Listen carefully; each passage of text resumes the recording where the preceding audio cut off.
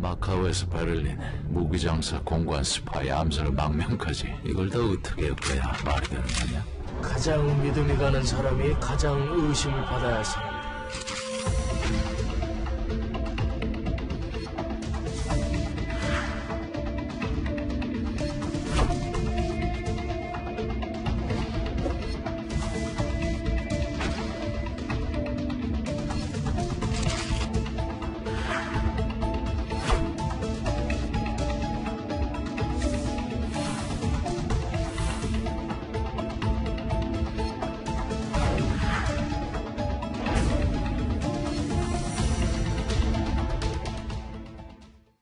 자, 이번 이야기부터는 조한범 통일연구원 선임연구위원도 함께 하겠습니다. 어서 오십시오. 예, 안녕하세요. 안녕하십니까.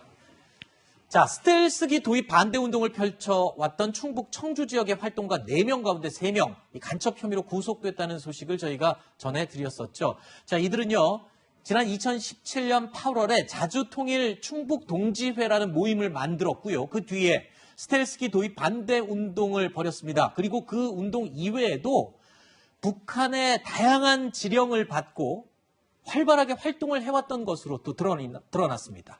국정원과 경찰에 따르면요, 21대 국회의원 총선거를 앞둔 지난해 2월이었습니다. 여야 세력들의 동향과 움직임을 보고하라는 지령을 받은 사실도 확인을 한 것으로 알려지고 있는데요. 자, 구속영장 청구서 내용에 따르면 북한 문화교류국이라는 곳은요, 총선뿐만 아니라 주요 현안이 발생할 때마다 이것저것 알아와라, 이렇게 해라라고 지령을 내린 것으로 지금 알려지고 있다고요?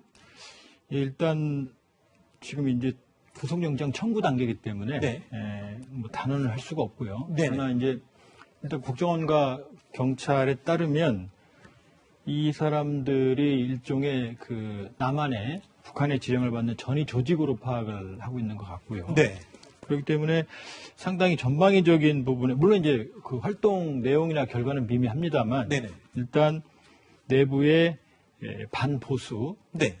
반미, 반일, 그 다음에 이제 김정은 위원장에 대한 어떤 그 위대성, 네. 이런 선전, 이런 전방위적으로, 그 다음에 이제 국내 정치 개입까지 상당히 다양한 분야에 대해서 일단 활동을 한 것으로 구속영장 청구서에 나와 있습니다. 네. 그런데 말씀드린 대로, 예. 네. 그러나 아직 다툼의 여진이 있는 거고, 네. 좀 진행 상황을 봐야 될 것 같지만, 네. 구속영장에 따르면은 확실한 건 전위 조직이고, 네. 북한의 노동당의 지령을 받고 상당히 광범위한 분야의 결과가 어떻든 네. 활동에 시도는 한 것 같습니다. 그런데 그 내용을 보면은 굉장히 디테일하고 상세합니다. 그러니까 총선과 관련돼서도 영향을 분명히 끼치려고 했던 것 같고요. 동향보고, 여야의 동향보고는 물론이거니와 조국 전 장관 사태 때도 중도층의 마음을 잡기 위한 어떤 행동을 하라는 지령도 있었고, 또 외교, 이 반미 운동을 펼치라는 또 지령도 있었고, 굉장히 다양한 지시들이 있었는데, 글쎄요,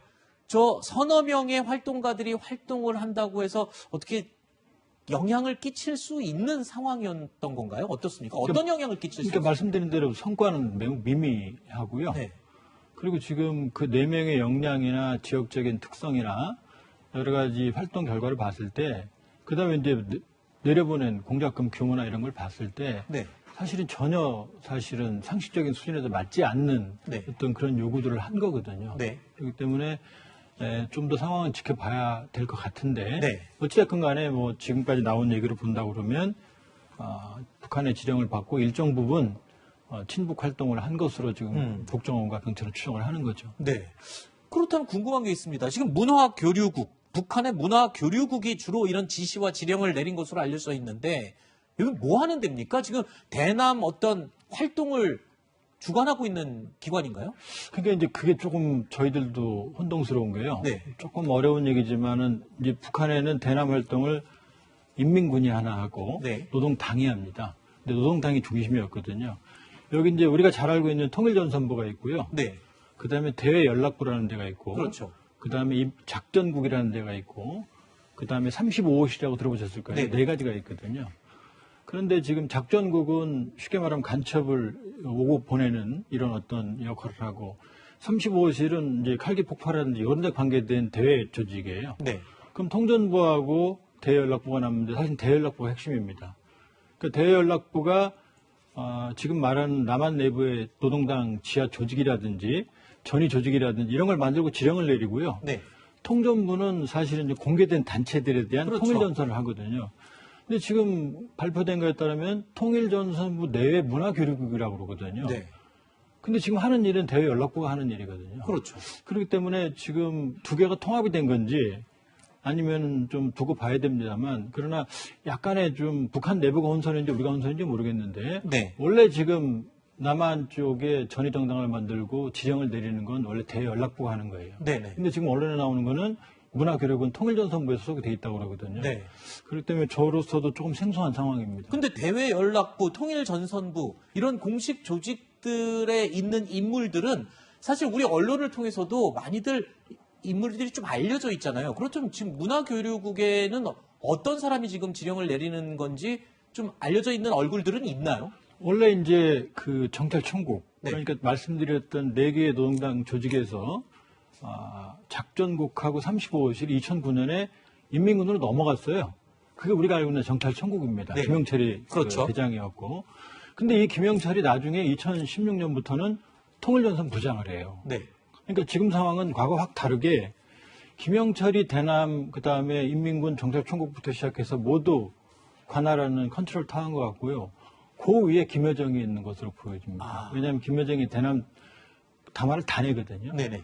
그러니까 이 사람들의 어떤 그 활동이 2017년부터 본격화 됐다고 그러면 아하. 김영철은 이미 2016년에 그렇죠. 통전부장이었거든요. 그러니까 문화교육국이 통전부 산하에 있다고 그러면 김영철이 지시를 반드시 한 거죠. 했겠죠. 그리고 그 위에 있는 김여정까지도 알 수가 있는 거고요. 아하. 그렇게 보면 이제 김영철, 그러니까 통일전선부의 문화교육이 있는 게 맞다면 네.